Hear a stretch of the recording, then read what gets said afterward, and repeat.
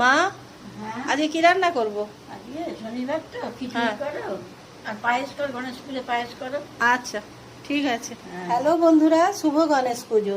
আজকে দুপুরে তাহলে বানালাম খিচুড়ি। মা বললেন বৌমা আজকে শনিবার খিচুড়ি করো, তার জন্য বাদশাভোগ চালের আর মুগ ডাল দিয়ে খিচুড়ি বানালাম। পায়েস, গণেশ পুজোর জন্য মা বললেন পায়েস করো, তো কাজু কিশমিশ দিয়ে পায়েস বানিয়েছি। সঙ্গে পাঁপড় ভাজা তো দরকার, পাঁপড় ভাজা কিছু করে নিয়েছি।